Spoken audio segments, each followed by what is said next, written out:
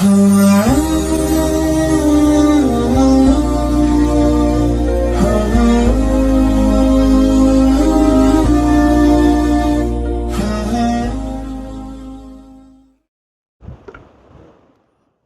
بالله من الشيطان الرجيم بسم الله الرحمن الرحيم وهو الذي سخر البحر لتأكلوا منه لحما طريا وتستخرجوا منه حلية تلبسونها وترى الفلك مواخر فيه ولتبتغوا من فضله ولعلكم تشكرون وألقى في الأرض رواسي أن تميد بكم وأنهارا وسبلا لعلكم تهتدون وعلامات وبالنجم هم يهتدون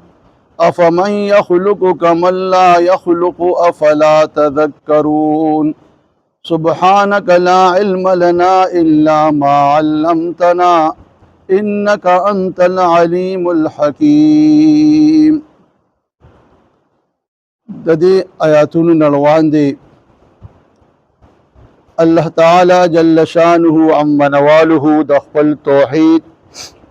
او د الوهیت د پاره په استدلال او دلیل کې اول د اسمان د پیدایش ذکر وکړو بیا ورپسې د انسان د پیدایش ذکر وکړو بیا ورپسې د حیوانات او د هغې نه چې کوم فواید انسانانو ته حاصلیږي د هغې ذکر وشو ورپسې ضمناً چې کوم دی بیا د نور او د سپومې د ورځې او د شپې دا انعاماتو الله ذکر وکړو او بیا د نباتاتو ذکر وکړو چې الله هغه ذات چې د اسمان نه باران وری هغه باران اوبو بیا انسانان هم څکي ځناور هم څکي بوټي او فصلونه په هغې باندې سیراب کیږي او دغه شان دی انسان ته د دې ځمکې نه په مختلف قسمونو کې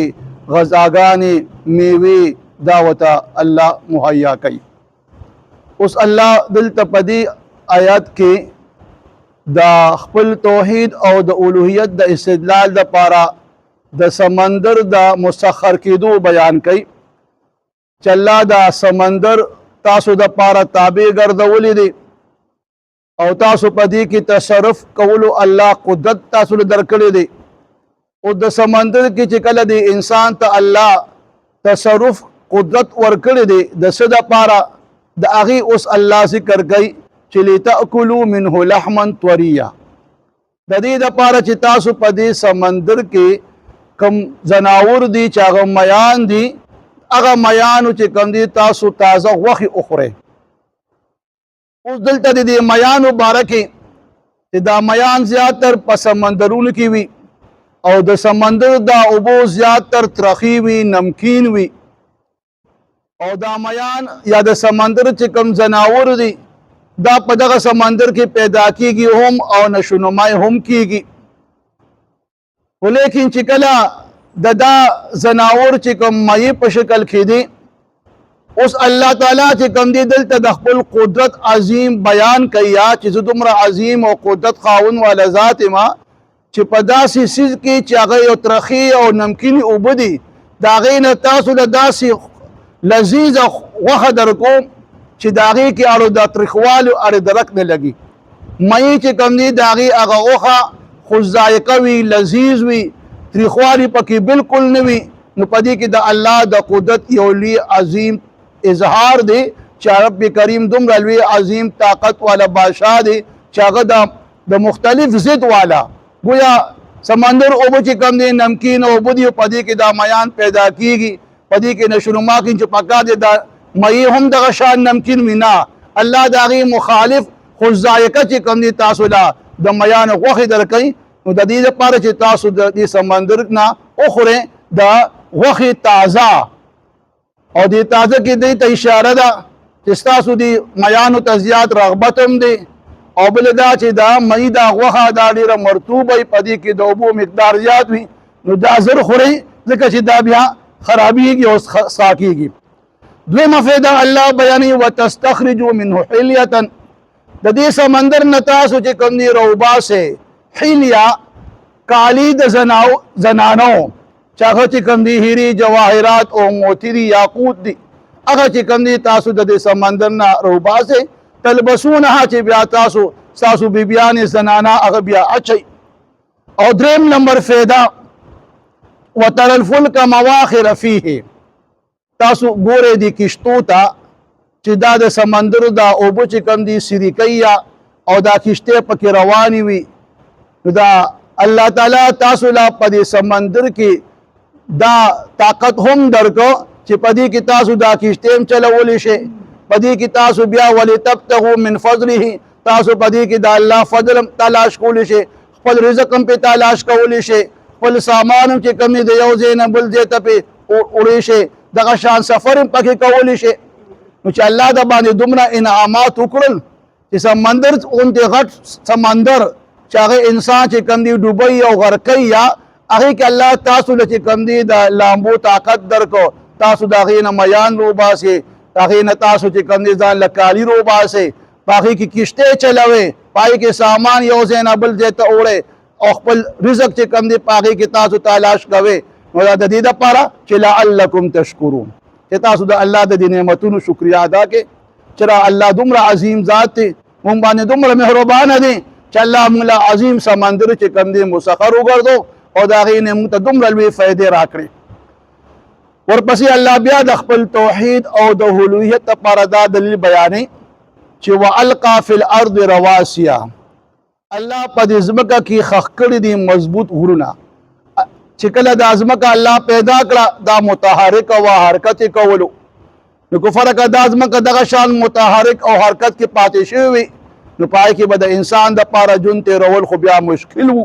نو الله چې کوم دی داغي دا بندوبس وکړو چې په دغه ځمکه الله مضبوط میخونه د غرونو ولګول او چې د دې لپاره ان تمید بكم چې د ځمکه تاسو باندې اونخ ودی چې ته جوکو نشي او تاسو چې کوم دی پدې کې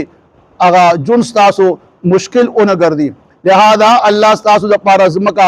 ساکن ګرځولو د پاره چې دا بالکل پځې ودرېږي پدې باندې الله د غرونو میخونه ولګول او دا ځمکه تاسو د پاره خدا آسایش او د آرام او د سکونت قابل وګرځوله. د دین علاوه الله غزاد چې وانهارا وسبلا الله تاسو لته کوم دی په ځمکه کې بیان نهرونه جاری کړل لارې د لپاره کې الله جوړ کړي لعلکم تهتدون د دې لپاره چې تاسو خپل په دې لارو سره خپل منزل مقصود ته ورسئ. او بیا په خوا زمانہ کې هو چون کې دا ګاډي او دا سړکونه خونو زه په دې چې کوم دی غرونه به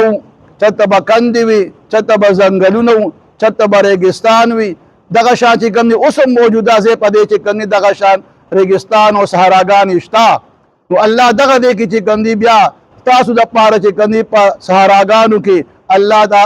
نخ الله تاسو له مقرر کړی پرودي چې کوم دی غرونه دریابونه د الله تاسو له نخ وګرځولي او د شپې په اوقاتو کې الله وبالنجم الله د لستوري پیدا کړی دي چې په غستورو باندې تاسو چې کوم دی ځان لاره هغه تلاش کوي او يهتدون هغه باندې ځان لاره مومه تاسو. نو دام د باندې الله یو عظیم نعمت کو چې تاسو د سفر د پاره چې کوم دی الله دومره به بندوبس کو. اوس علما فرمای چې الله دومره لوی عظیم ذات دی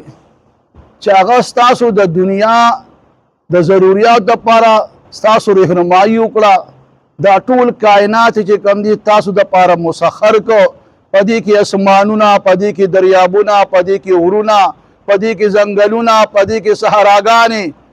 دا الله چې کوم دي تاسو د لپاره الله پیدا کړل چې تاسو په دې دنیا کې دا جون په آرام سره تیر کړئ. چې څنګه الله تعالی تاسو د لپاره د دنیا دا جون په آرام سره تیرولو بندوبست کړی دی نو الله چې کوم دي تاسو د لپاره د آخرت د جون چې کوم دي د کامیابی د لپاره هم الله تنظیم کړی دی. الله دا غینم غافل نه دی. الله چې کوم دي تاسو د سفر آخرت د لپاره دا تنظیم کړی دی چې الله چې کوم دي خپل انبیاء کرام راولېږل آسمانی کتابونه راولېږل صحیفه راولېږلې په هر زمانہ کې مجددین او نه خلق الله پیدا کړ چې هغه چې کوم دي مخلوق خدا ته انسانانو ته نه غلا رخی د بدن چې کوم دي متنفره کوي او دغه شان الله دی انسان له عقل ورکو او بیا چې کوم دی الله د کدا د ضمیر یو طاقت پیدا کړ چې کله دی ګناه کوي نو دا ضمیر دا دی ملامت کوي چې اے انسان ته د هغه عظیم نافرمانی کې چې تا باندې بشمار نعمتونو باران کړی دی او ته د هغه خلاف ورزي کې نو الله تعالی په دن کې ضمیر طاقت هم پیدا کړ. او دا بل خبره ده چې موږ چې کوم دي سترګې پټې کړې دي او د غفلت جون تیروا او دا غي نه چې کوم دي موږ فایده نه حاصلو نو الله زموږ د دنیا د سفر د پاره هم بندوبست کړی دی او د آخرت د سفر د کامیابی د پاره الله هم زموږ رهنمایي کړی ده. اوس فرمای افمن یخلق آیا پس هغه کس چې دا دومره لوی کائنات پیدا کړی دی اسمانونه نور او سپومې ځمکه غرونه دریابونه سمندرونه پدې کې بیا چې کوم دي نباتات او حیوانات دا ټول الله د انسان د پاره مسخر ګرځولي دي. نو آیا داسې ذات چې هغه دا دومره لوی کائنات پیدا کړی دی نو کمل لا یخلق آیا دا ذات به د هغه چا پشان شي چا چې هغه څه پیدا کړی نه دي. وایي دا کم خلک چې کوم دي بوتانو ته سجده لګیا بوتانو ته چې کوم دي د خدای حیثیت ورکوي د الوهیت حیثیت ورکوي دغه شان چې کوم دي فرعون د خدای دعوه کړې وه نمرود د خدای دعوه کړې وه یا دغه شان چې کوم دي نور عیسایان چې کوم دي عیسی علیه السلام ته خدای وایي دغه شان چې کوم دي یهودیان عزیر چې کوم دي د الله زوی وایي نو آیا دا خلک چې کوم دي دومره ړانده دي چې الله هغه ذات چې هغه د دې ټول کائناتو پیدا کول والا دی. اوس چې دوی کم مخلوق ته د خدای حیثیت ورکوي د هغه باره کې د سوچ او فکر وکړي چاہے د عبود چې کوم دی یو ماشي پیدا کولی شي د ماشي یو وزر پیدا کولی شي یا دا چې کوم انسانانو ته دوی د خدای چې کوم دعوی کړي دي آیا هغوی داسې څه کولی شي او یا بعضې خلک دا هم وایي چې دا دنیا په خپله وجود کې راغلی ده چې په خپله وجود کې راغلی دغې خلکو نه بیا تپوس پکار دی چې ستا د وجود ولې په خپله وجود کې نه راته ستا د وجود هم د الله تعالی یو نظام ته محتاج دی چې هغه تولیدي نظام دی چې نر او ماده ملو شي د هغې نه پس به چې کوم دی ستا د وجود دنیا ته راغلی دی لہذا ستا د خپل وجود چې کوم دی دا د الله ذات ته محتاج دی نو دا ټول کائنات چې کوم دی دا به خود به خود وجود کې راځي دا خو بالکل د عقل خلاف خبره ده. لہذا الله هغه ذات چې دا ټول کائنات پیدا کړی دی دغه برابر څوک کېدی نشي او هم دغه ذات چې کوم دی د عبادت مستحق دی. نه فلا تذکرون آیا تاسو بیا هم د سوچ او فکر نه کوئ آیا بیا هم چې کوم دی نصیحت نه قبلوئ چې هغه عظیم ذات پرېږدئ او تاسو چې کوم دی مخلوق ته سجده کوئ د مخلوق نه څه غواړئ مخلوق ته چې کوم دی ځان چې کوم دی محتاجه کوئ. لہذا د دې کائنات باندې لږ غور و فکر وکړئ او د خپل خالق وپېژنئ او د خپل خالق چې کوم دی اطاعت او حکم ته غاړه کېږدئ. وهو الذي الله هغه ذات دی سخر البحر چې تابع کړی دی سمندر لتأکلوا د پاره د دې چې تاسو اخورئ منه د دغه سمندر نه لحما طریا غوښې تازه چې هغه د میانو په شکل کې دي وتستخرجوا منه حلیة او تاسو روباسئ د دغه سمندر نه زیورات موتی هیري جواهرات تلبسونها چې هغه بیا تاسو اچوئ وتر الفلک او تاسو د کشتو ته وګورئ مآخر فیه د سمندر د اوبو سرکیه او روان دي ولتبتغوا د پاره د دې چې تاسو تلاش وکئ من فضله د الله د فضل چې هغه رزق دی ولعلکم تشکرون او دې د پاره چې تاسو د الله د دې نعمتونو شکریا ادا کړئ. والقا فی الارض او خخ کړي دي الله په دې ځمکه کې رواسیا مضبوط غرونه ودرولي دي ان تمید بكم د دې د پاره چې د ځمکه تاسو باندې اونخوځي وانهارا او الله په دې ځمکه کې نهرونه جاری کړي دي وسبلا او لارې جوړې کړي دي لعلکم تهتدون د دې د پاره چې تاسو په دې باندې خپل منزل مقصود ته ورسئ. وعلامات او دغه شان الله نور نښې پیدا کړي په دې ځمکه کې تاسو د ظفر د پاره وبالنجم او دغه شان الله ستوري پیدا کړي دي هم يهتدون چې تاسو په دې ستورو سره په لار عمومي. افمن یخلق آیا پس هغه ذات چې دا دومره لوی کائنات پیدا کړي دي کمن لا یخلق آیا دا ذات به د هغه چا پشان شي چې هغه څه پیدا کول نشي کولی. لہذا داسې الله سره داسې مخلوق برابر کېدی نشي.